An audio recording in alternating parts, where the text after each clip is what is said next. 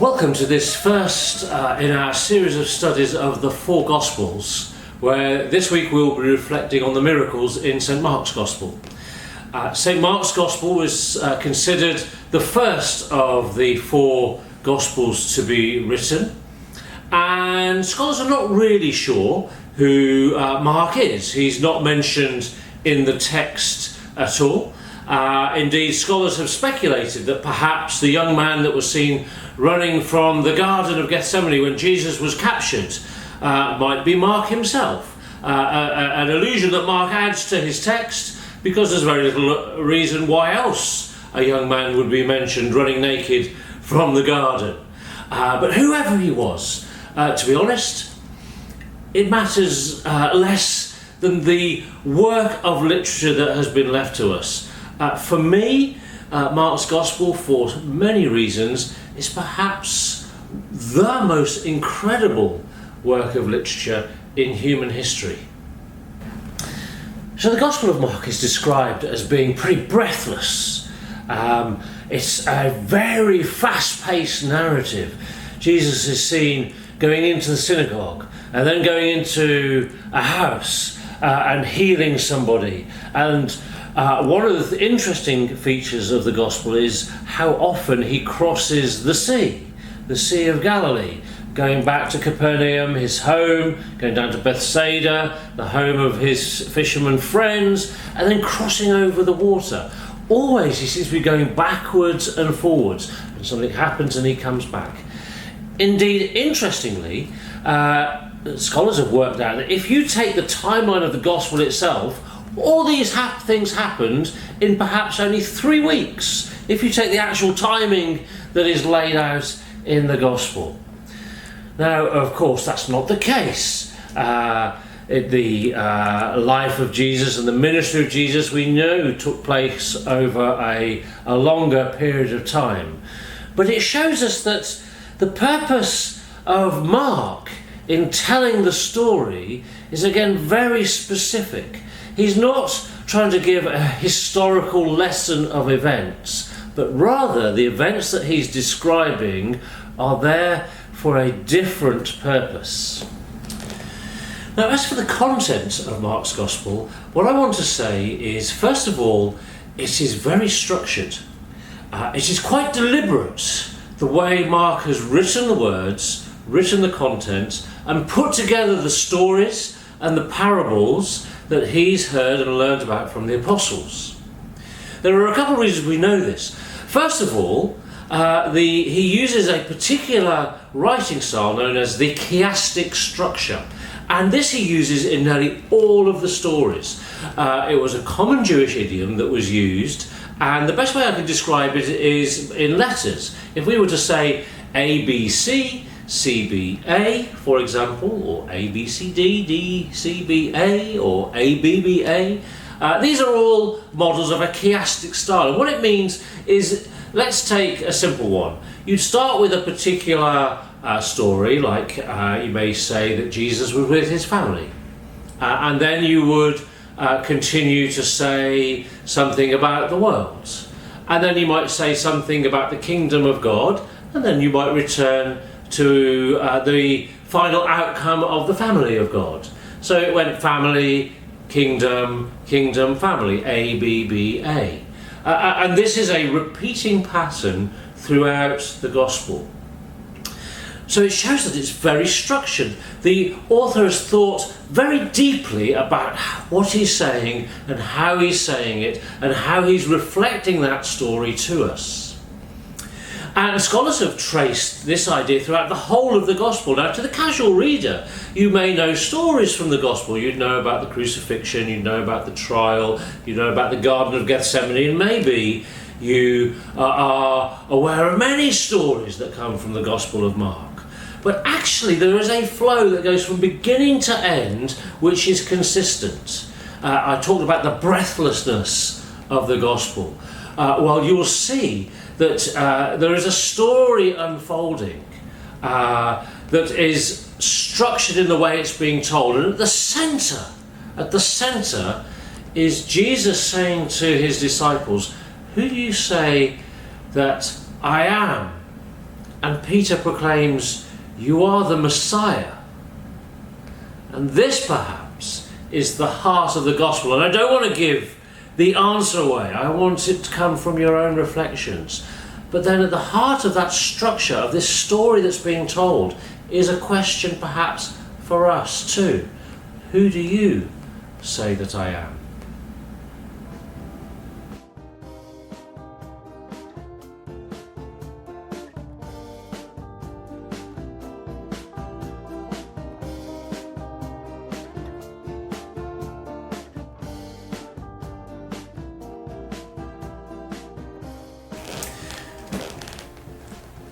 Now, have you ever wondered why the miracles that we read about in the Gospel of St. John are not the same miracles that we read about in Mark, Matthew and Luke?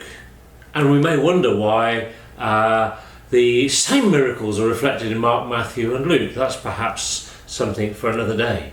But for example, the first miracle or sign that John talks about is the wedding feast at Cana, turning water into wine. Now this is one that has been cherished by Christians throughout the centuries, and yet we don't find it in Mark's Gospel, or indeed in Matthew or Luke. Don't you think that's odd? Don't you think it's strange? Do you think maybe Mark didn't know about this, or Matthew or Luke? It was only John who'd remembered this particular event? I very much doubt it. The majority of miracles in John's Gospel are not found in the other Gospels and vice versa. This is strange. In fact, there's only one miracle that is common to all four Gospels, and that is the feeding of the 5,000. The feeding of the 4,000, not found in John's Gospel, but found in the other three. So, what does this tell us? Well, perhaps something very simple, that the miracles that we find in Mark or in John are there quite deliberately. I'm sure they would have known the traditions, but they have chosen these particular events and stories specifically to fulfill the purpose of their narrative. So the miracles I have chosen for us to reflect on this week revolve around essentially three stories as they're told in Mark's Gospel. The first is the feeding of the 5,000, and together with that I've included the feeding of the 4,000. A lot of people are not aware that there was a feeding of the 4,000, but in Mark's Gospel and Matthew and Luke we hear two stories of feeding miracles, 5,000 men and 4,000 people. The second story that I've chosen is the healing of the woman who'd been hemorrhaging for 12 years, and then the subsequent story of the raising from death of Jairus, the synagogue leader's daughter, who was 12 years old. And the third story I've chosen is the story of the withering and cursing of the fig tree in Mark chapter 11, where Jesus curses the fig tree and then enters Jerusalem and overturns the tables, and as they are leaving Jerusalem, St. Peter turns and beholds the withered fig tree and mentions this to Jesus. Let's just reflect briefly on these three. We may think that one is a horticultural story about the poor maintenance of fruit trees. One is about food, and one is about healing. And there's no reason to not think that. I've heard many sermons that reflect on those sorts of ways of interpreting the stories. But I want you to consider a wider interpretation. The fig tree is an allusion to Israel. Many times in Jeremiah, or in Psalms, or in Isaiah, the fig is described, the fruit on the fig is described as the fruit of Israel. The vine and the grape and the fig, if they are in bloom and the fruit is produced, this is evidence of the flourishing of the life of Israel. So if Israel is not flourishing, then there won't be figs on the vine And this is what Jesus encounters. And then he goes into the temple and overturns the tables. And then we see the revelation of what happens. And Jesus says to St. Peter, whatever you pray, it can be done by your Father in heaven. Now think of the chiastic structure. The fig tree, the temple, the overturning, or the transformation, and then the fig tree. Is this just about horticulture? Or the feeding of the 5,000 and the 4,000, 5,000 men, 4,000 people. Is that there by coincidence? Did Mark really not follow what was going on? Is it deliberate? Well, I've already said most of the things, or everything that you see in Mark's Gospel, is deliberate. 5,000, if you look at the numbers in the feeding of the 5,000, 5 is the number of books in the Torah. 4 is the number of continents in the world. 7 is the number of completeness. 12 baskets left over from the 5,000, 12 tribes of Israel. Is this all coincidence? Well, read the final part when Jesus asks the disciples in Mark chapter 8, how many baskets did you collect at the 5,000? 12. How many baskets did you collect at the 4,000? 7. And do you still not understand? This is not about bread. Or the healing of the hemorrhaging woman, the life flowing out of this woman, and yet she is healed. And the young innocent girl who should be full of life, her father is the leader of the synagogue, and yet the young innocent has died. Is it a coincidence that Jesus heals, brings back to life, that the woman had been bleeding for 12 years? Don't you think it's strange that that number is there? And the child was 12 years old. I've always wondered, was there a disciple who was keeping records? There's no evidence of this. Or is perhaps Mark telling us something? Do you not yet understand? Says Jesus.